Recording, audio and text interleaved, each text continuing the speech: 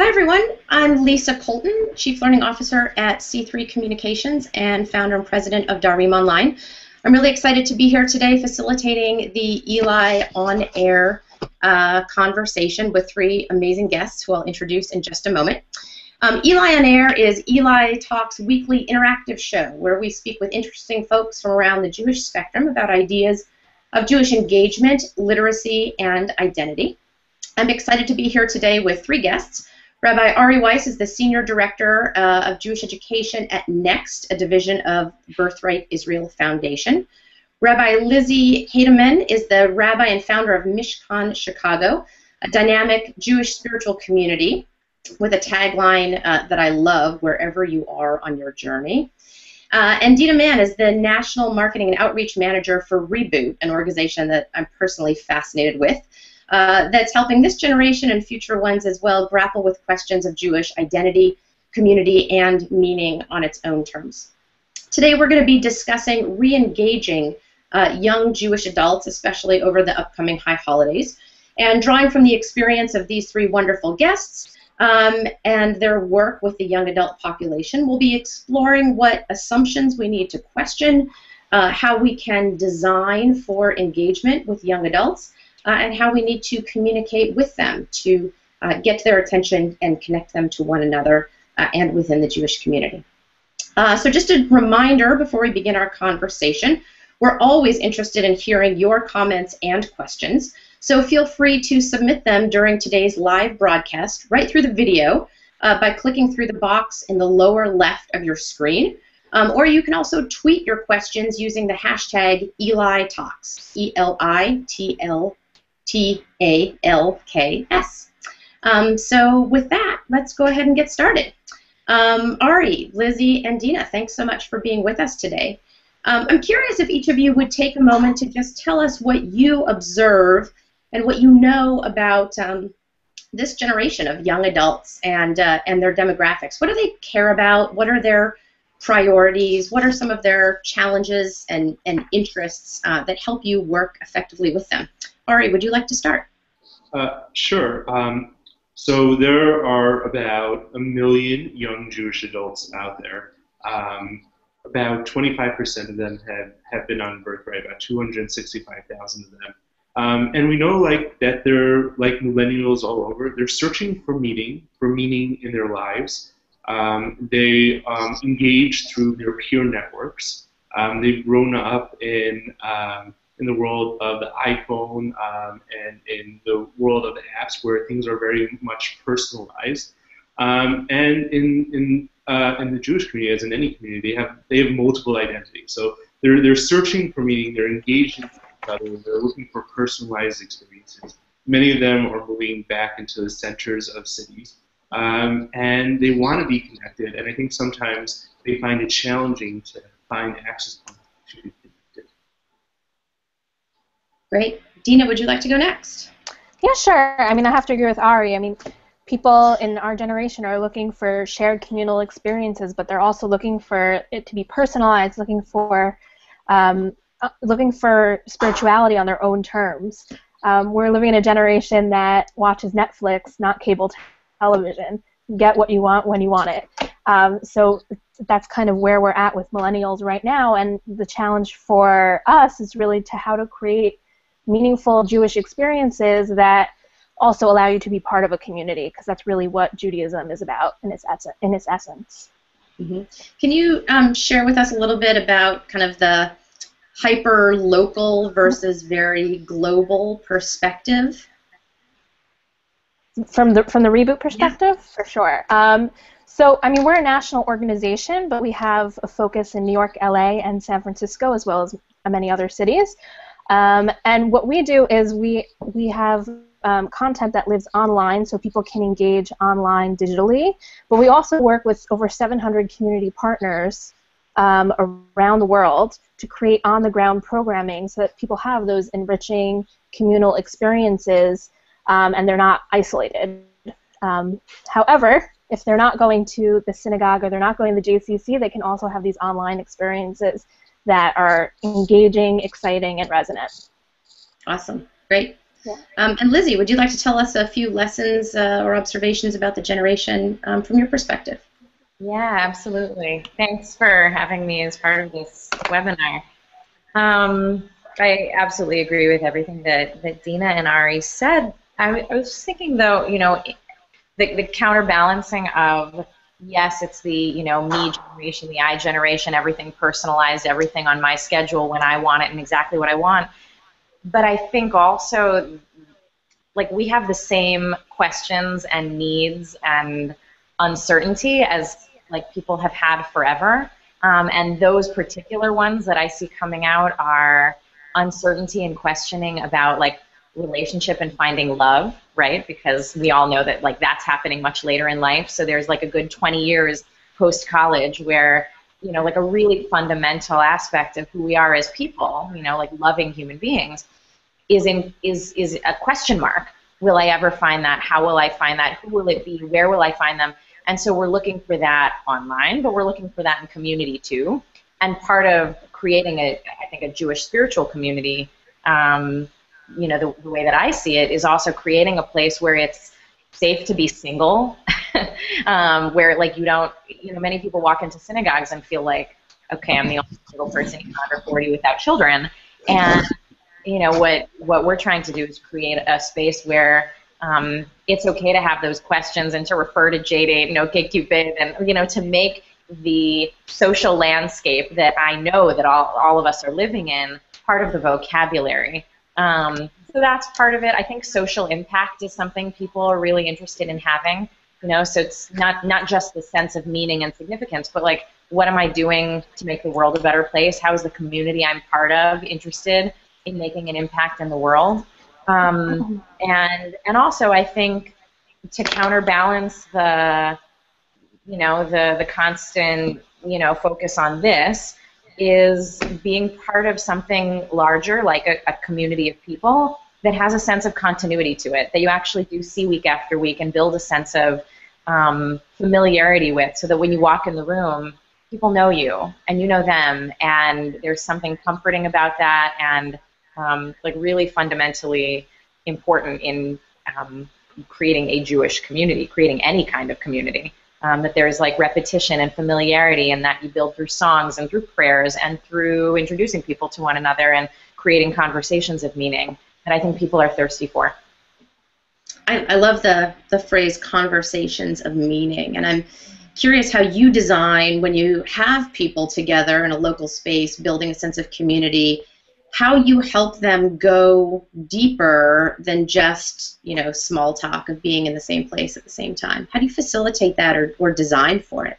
Yeah, that is, like, I think that's such an important question, and it's for like a generation or two or maybe more, like, a missed opportunity in many Jewish spaces, where somebody asked me this morning, people have been asking me for a month, so, Rabbi, what's your sermon going to be about on the holidays? And I'm like, I actually don't give sermons. I don't do that. What I'll do is think about, like, what is the political climate we're living? What is the social climate we're living in? Like, who am I? Who are we? What do we need to hear? What is important that we be talking about? And I look for Jewish texts that either comes from the weekly Torah portion or from the holiday that we're about to be celebrating, straight out of Rosh Hashanah, straight out of Yom Kippur, and say, like, how do these texts that have been our through line for millennia actually speak to the questions I know people are asking? So, to sort of create a moment of intersection between tradition and the present, and then give it to people and say, like, what do you make of this? How do you make sense of this? The fact of the matter is, I'm no smarter than anybody in the room. I mean, frankly, I'm not as smart as many people sitting in that room. The difference is, I went to rabbinical school. I have access to whatever, Talmud, Midrash, Agadah. I can bring that stuff. It's a much more interesting conversation if I'm not the only one speaking. So I put it in front of people and I say, let's talk about it. And we end up having the most fascinating conversations. I mean, just one example, and then I'll stop talking. We've got other brilliant people on this call. This past Friday night, I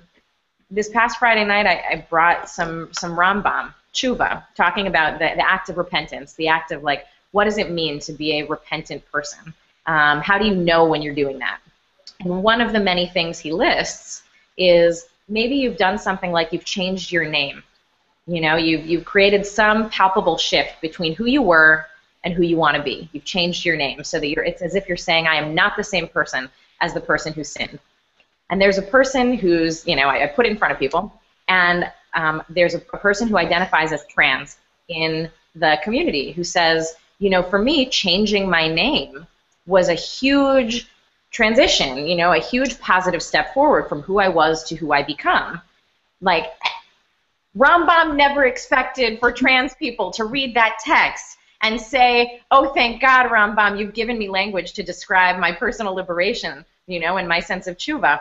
And in fact, like, they struggled with it because Rambam puts your past in the language of sin. And they thought, no, my past wasn't my sin. You know, it's just my past, and now I'm moving into my future. So I think part of it also is, like, forgiving our texts for where they're not always speaking a modern language, but saying, you know, but they're hitting on something very psychologically and spiritually true, you know?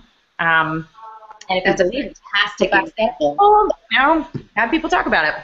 Yeah, and I think those kind of examples also are really powerful when you allow somebody to speak up and make that connection in a communal setting, because everybody then realizes the significance and the applicability to our modern lives, which is valuable for each individual person as well as the sense of the whole experiencing that conversation together. Yeah. Dina, I'm curious what this looks like in your work. I know that a lot of what Reboot does is really empowering individuals to create for themselves and co-create together, and I think that the active and participatory element that Lizzie was just touching on really resonates in your work as well. Can you tell us a little bit more about how you design for people to be actively involved? Yeah, 100%. It's really funny that Lizzie focuses on the text that kind of bring about conversation, whereas at Reboot, I think we take a step back and we think about the questions. And we think about how we frame the questions so that people can have conversations using those questions, because not everybody has that vocabulary all the time to even be asking those questions. So for example, with 10Q, which is coming up between Rosh Hashanah and Yom Kippur, people who sign up get questions to their inbox during those 10 days. They answer those questions like, what do you regret doing last year? What do you want to do differently?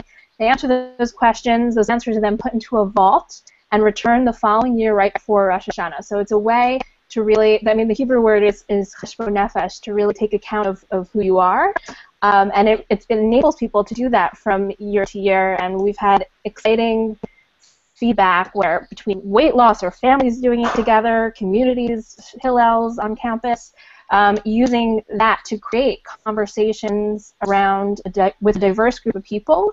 And I think that's also key, the diverse group of people, and really engaging in these very Jewish questions that don't necessarily sound so Jewish, but they really are. And that's really exciting. Awesome. Ari, any lessons about active engagement that you'd like to share from your work? Yeah, sure. You know, a couple of things sort of this building off both Dina and Lizzie is I think it's really important to listen to what people, right? I heard that when Lizzie was talking about, like, what is the text, not only what does the text mean, but what does the text mean to me, and also maybe what my questions are. But, like, fundamentally, this is to, like, listen what people are actually, like, talking about, and that's a way of, like, creating meaning, not to go in and assume that I, as a rabbi, or I, as someone who does engagement, knows the answers, but to hear what people are interested in. So I think that's one thing. I think a second thing, and this is something we think a lot about at NEXT, is just making the community transparent. Right? Both Lizzie and Dina talked about sort of access in different ways. And I think one of those, the barriers for people to be engaged is just that question of access. Here at NEXT, for the last number of years, we've created a high holiday map of opportunities, programming opportunities around the country. And we're about to go live either I think today or tomorrow with this map, where there are 100 opportunities which thousands of birthrighters and other young Jewish adults have taken advantage of, just to see what's out there. We have a filter function where people could say, hey, am I interested in Orthodox?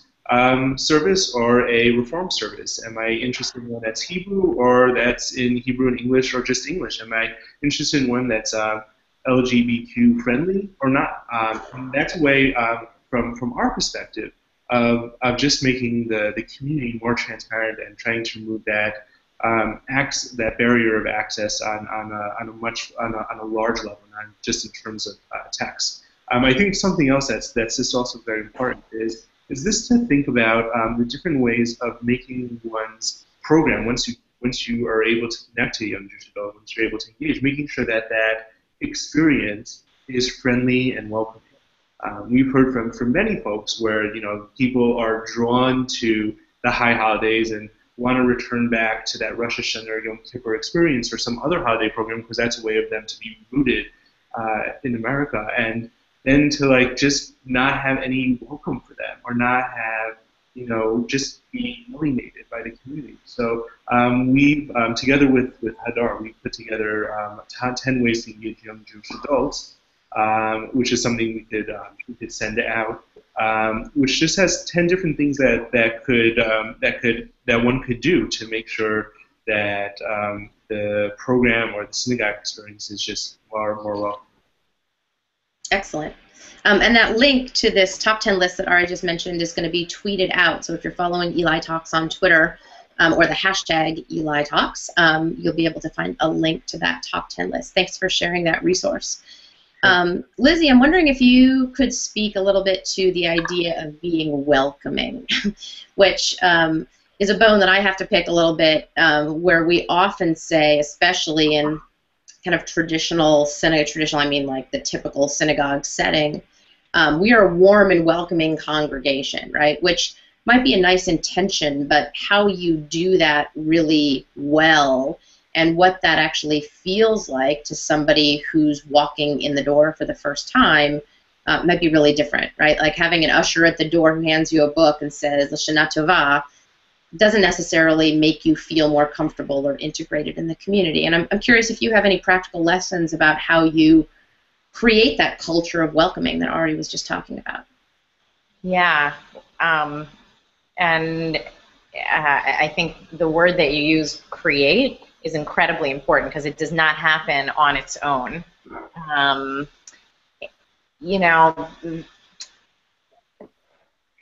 I'm not so familiar with how to speak advertising language, but I know that you need a number of different.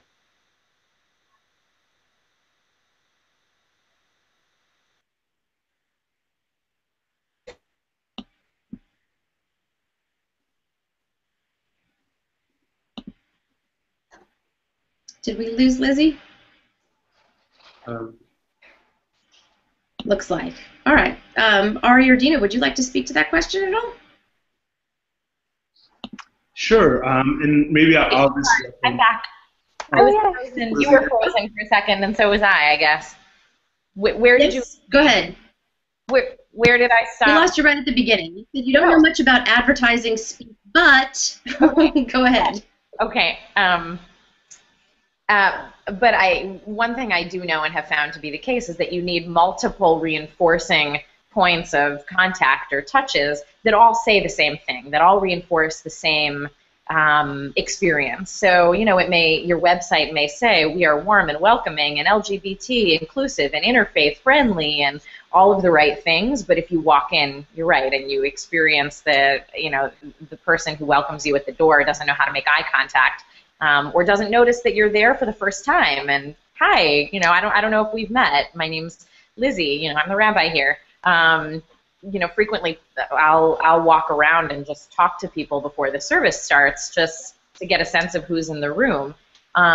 We have what we call a love team, and the love team's job. I don't know what they call it at other synagogues, the greeting committee, something like that. But the love team's job understands that their job is to love people and to help communicate the experience of, you showed up here and, no matter who you are or where you come from, we want to help you find connections. So, part of that is conversation, and doing trainings with the love team on what are good ways to open a conversation that actually won't alienate people and make you feel like, yes, I am here for the first time and I'm embarrassed about that.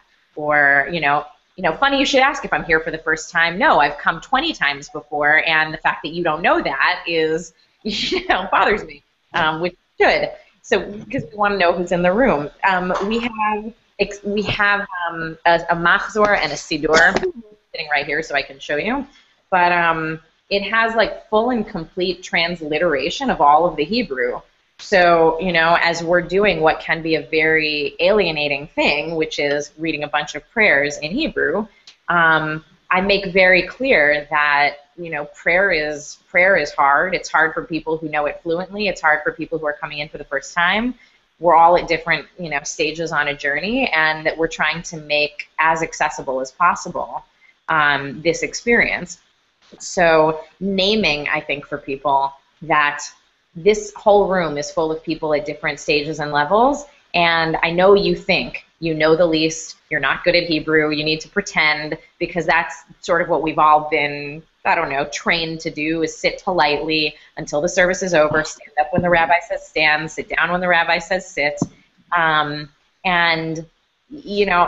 like Heschel talks about how he asked the question, where is the adventure of the soul when you come to synagogue?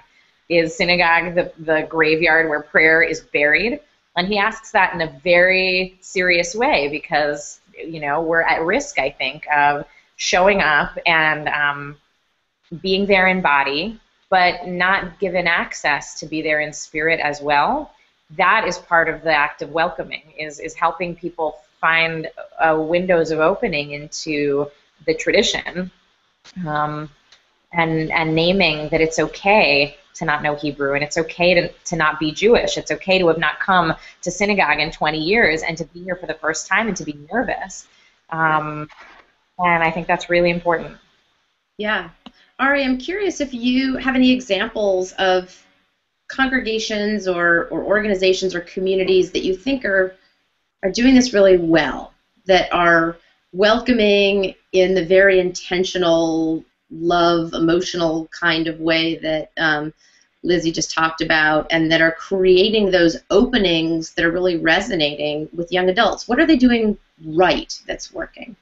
Right. Well, one thing which we just haven't mentioned is some congregations just do it free, right?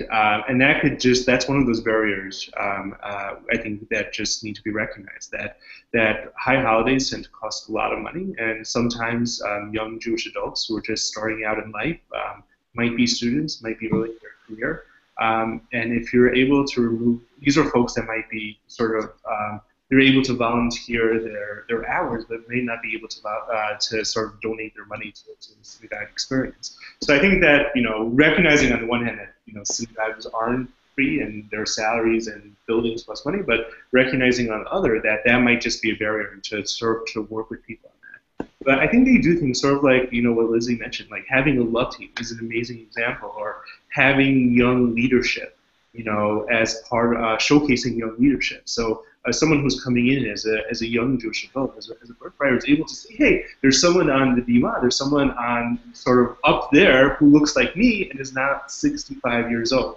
right? I think that's something that's very important. I think something else that's just very important is, and this is something I heard is to ask those questions and to realize that, spirituality is, part of spirituality is prayer, but spirituality is about the spirit, and it's about meaning making. There are folks who might not be connected to prayer. So, there's some synagogues out there who have contemplative services where you don't even have to know, you don't even know how to speak. You just be quiet and sort of be aware and mindful of things. There are congregations out there. I'm thinking the Tribe in Miami, which partnered with a Reform rabbi who started tweeting things. He said, what are you what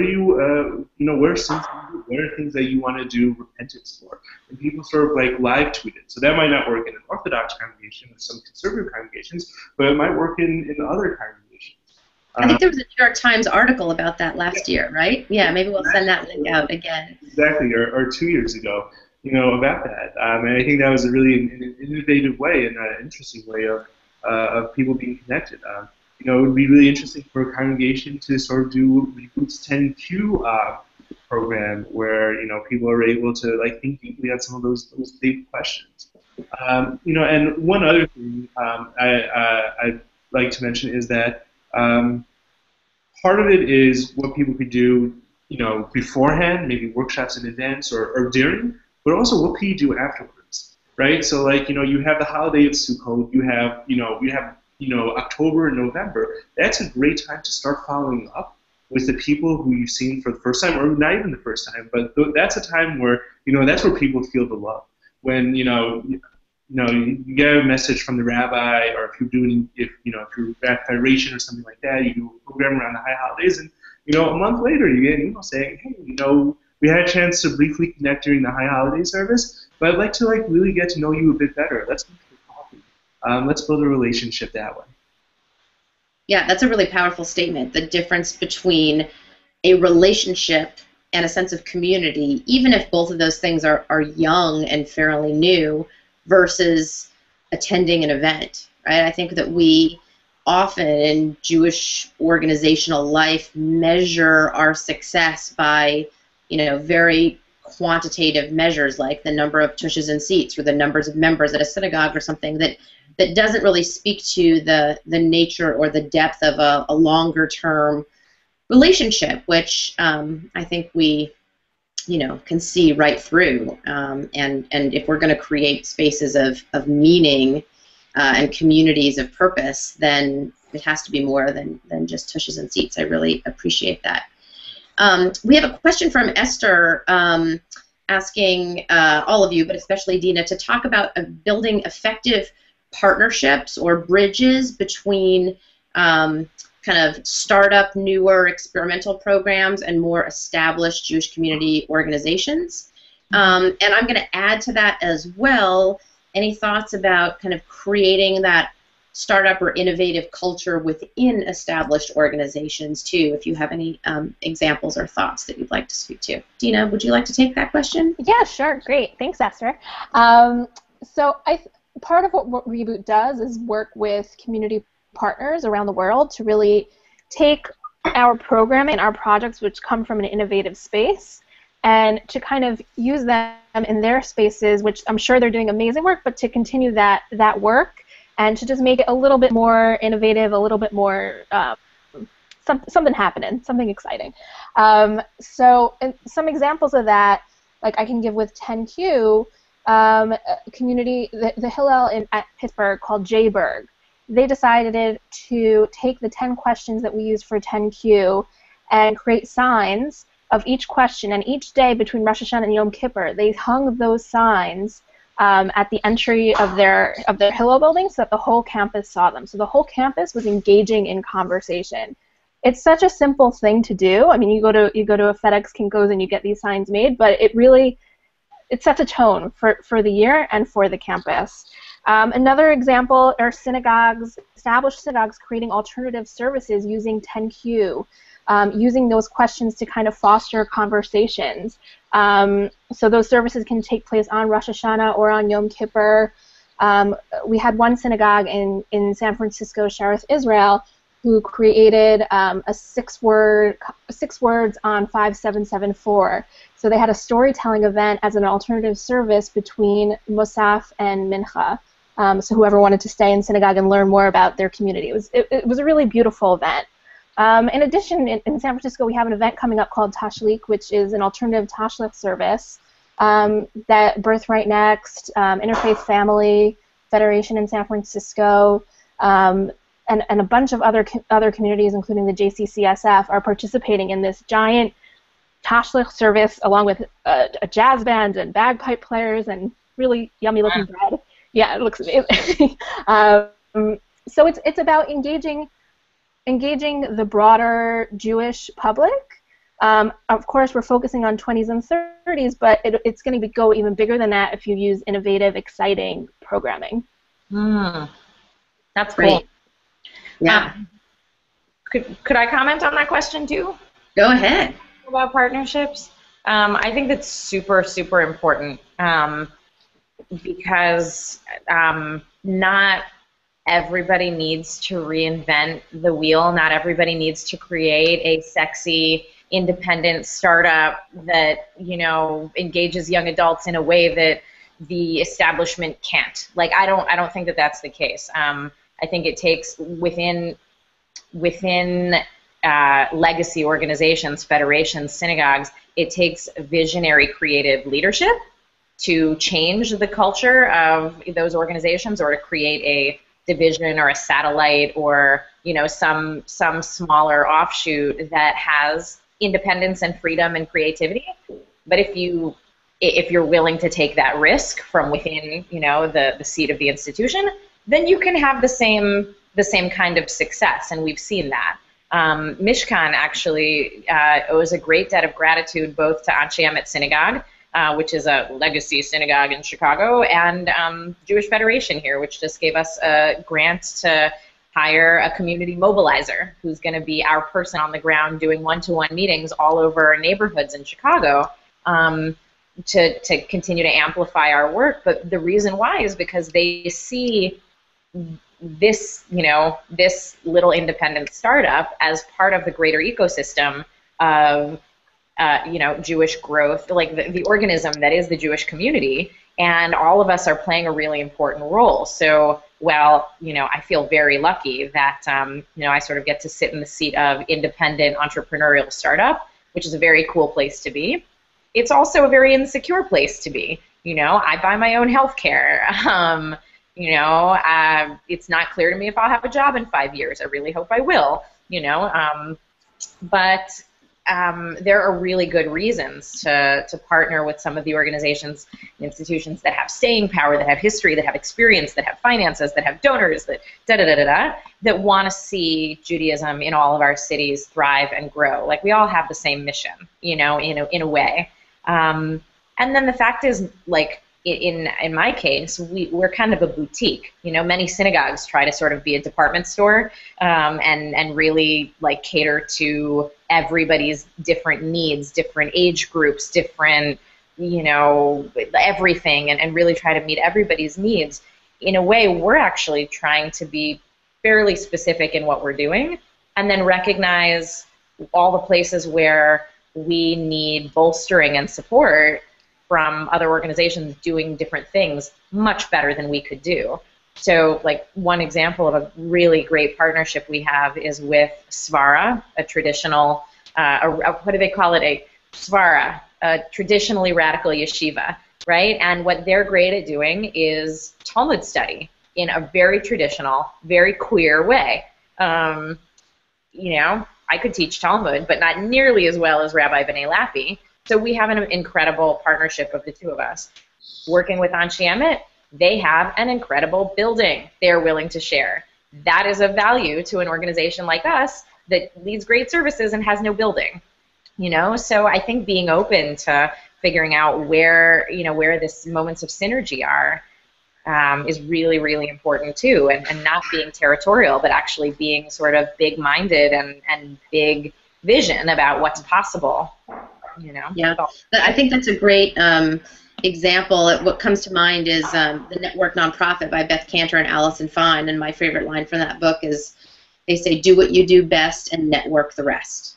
And one thing that I observe, I'm technically a Gen Xer, but I feel like I have some millennial tendencies, and the quality of things really matters. So in some cases, I think the department store model, offering lots of things, but maybe not offering the one thing that's super important to me at super high quality, may or may not resonate as well with this particular generation who might be looking for a more boutique kind of approach like you're talking about. But if you take this model of do what you do best and network the rest, we can have both and across the whole community by collaborating together. It was a great question and a great answer. Does anybody else want to speak to that partnership? Just want to say, No, go ahead, Dina.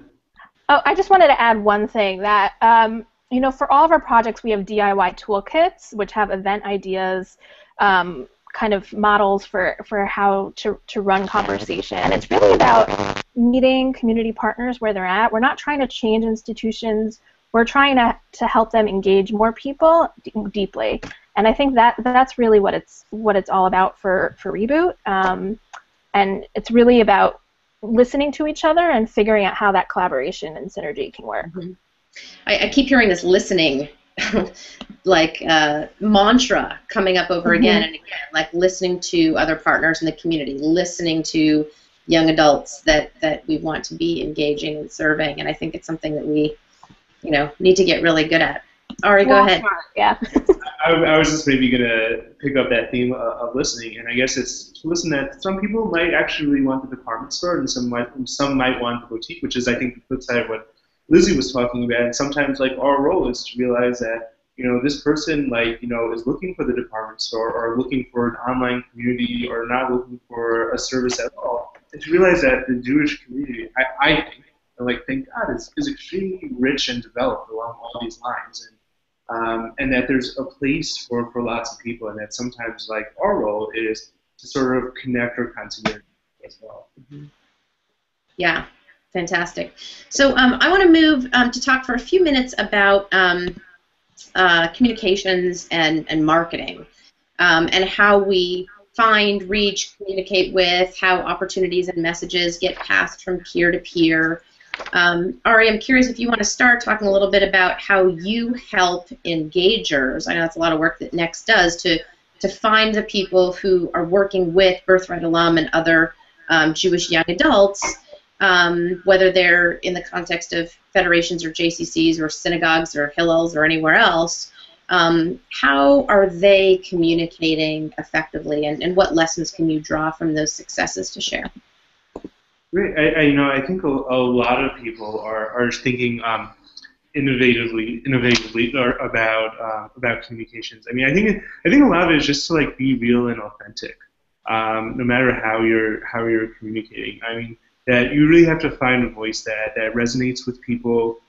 You have to think about what the right touch points are. Of course, you have to use social media, Twitter, and but also there are lots of tools that we develop, and when we have communities and trainings we talk about is how do you go ahead and actually listen to your audience through marketing, right? How do you use a Bitly link to see what are links in your email that people are tagging or clicking through, to do some A/B marketing.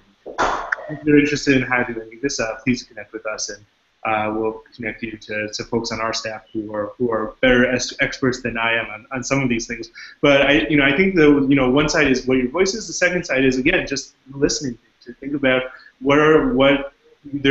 to recognize the tools out there that could help you listen more effectively, and then to utilize them.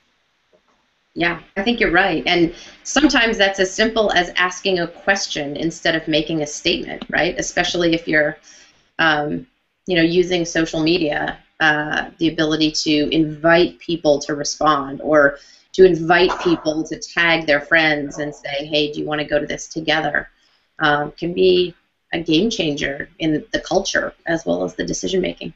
And this just to add to that, one of the when we redesigned our high holiday map this year, one of the things that we heard when we did follow-up work is that people actually wanted to have a social media functionality to actually say, hey, I'm going to this program. Do you want to come with me? So that's when we listened, that's one of the things we heard, and we changed accordingly. Yeah, great. There's a great infographic from Adweek that Miriam, who's tweeting, maybe can throw that link up on Twitter as well, that really speaks to the different kinds of tools and the influence of decision making for young adults today as they choose to allocate their time and attention and ultimately money as well. And the influence of individuals, family, friends, and representatives of some community is so much greater than just the brand. And I think it really speaks to a question of what's the responsibility for Jewish communal leaders to have, to be themselves, whether it's the name of the person that an email comes from as opposed to the name of the brand, or their personal presence on Facebook or Twitter or Google Plus or Instagram or whatever else that makes it, as you said, kind of more human, right? You have a relationship with people more than you have a relationship with a brand, and that's really powerful. One last thing I really just quickly wanted to add is something that that Dina mentioned, which is do it yourself. We have do-it-yourself holiday meals where we help fund for Birthrighters, just like our Shabbat meals where we fund holiday meals for Birthright. And part of that is people connecting to each other, right? Part of I think the conversation was how they connect to like Jewish organizations. And the four of us maybe represent Jewish organizations, but I think that there's an aspect of high holiday, which is this people connecting it to themselves and do it yourself. And I think our responsibility then, the Jewish organizational responsibility, is creating scaffolded experiences so people can do it yourself, creating the scaffolding, creating the tools. And I think Reboot does a thing out of that. We try to do that as well with our Shabbat and high holiday experiences, but for people to create their own experience. I think that's also a marker of our generation. Great. So a question just came up from Aaron. He asks, what's the role of Facebook and Google Plus in following up? So a few minutes ago, Ari, you said don't forget October and November, right, for that longer-term relationship. And his question continues, can one be a member of a congregation, and I don't know whether that's like literally filling out the form or feeling part of a community, maybe both, without physically attending events? Do you have any thoughts, any of you, about how to use social media to really build a sense of community and belonging, even if you can't walk in the door really frequently? Just an example from the Reboot perspective. We have this book called Unscrolled, 54 Writers and Artists Wrestle with the Torah, and every week we have prompts that invite people to take on the Torah, sum up the Torah portion 140 characters or less. And I've seen rabbis around the country use that to engage their congregation on Facebook and Twitter. And I think that's an amazing thing to be able to do that. To think about the Torah portion on Facebook is something incredible. I think also with another example is the National Day of Unplugging, where it's been viral. We've had hundreds and hundreds of photos taken with the I Unplug 2 sign, where we encourage people to unplug from technology for 24 hours. We've had hundreds of press pieces on it. Really exciting stuff. But on the Jewish level, it's exciting to see whole congregations participating and creating Facebook photos, creating albums using that. So I think it's about creating content that really links to your congregation or to your community, and making it meaningful for people there. And I think that's how you stay connected through Facebook and Twitter. I want to, especially what you're describing for an organization like Reboot that really has a national presence and is making appearances in lots of places. So having things that go out that people can retweet, and whether that or whatever on Facebook. And I think one thing that I've been learning the value of over the last couple of years is also the benefit of. So there's like the page function on Facebook, which is much more, I feel like, where you create content that you hope people will share, and that's mostly one directional in some sense, and that you don't necessarily want other people feeding in on, and in a way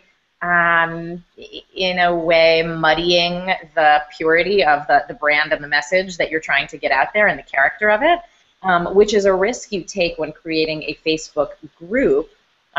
Which, in many ways could be like that online community that you're trying to build, that either is its own community or that is supplementing and augmenting a community of actual human beings. And so we've been experimenting with that. And when I say experimenting, like we have a Facebook group that has 850 people in it.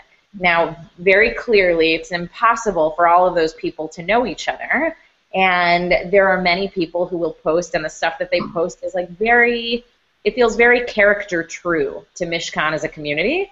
And then there'll be people who post stuff that feels like, what is this doing here?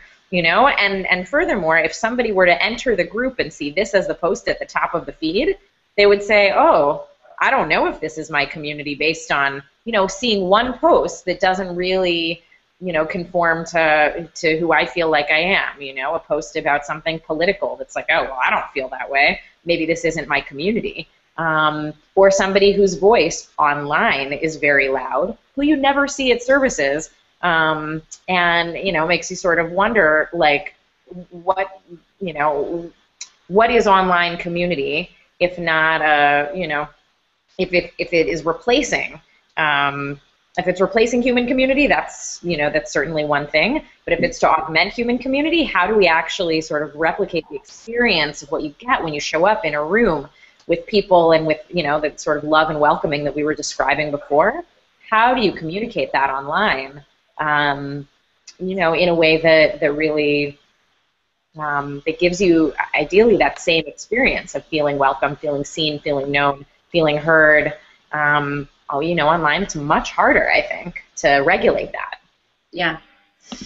So these are great insights, and I think you're right on about kind of the skills and the culture and how you create those communal norms online, which is a challenge and a whole other conversation that we could have. But we're now closing in on the end of our time together. So as we wrap up, I thought I'd invite each of you to give one brief recommendation for the folks watching today or watching the archive of this later.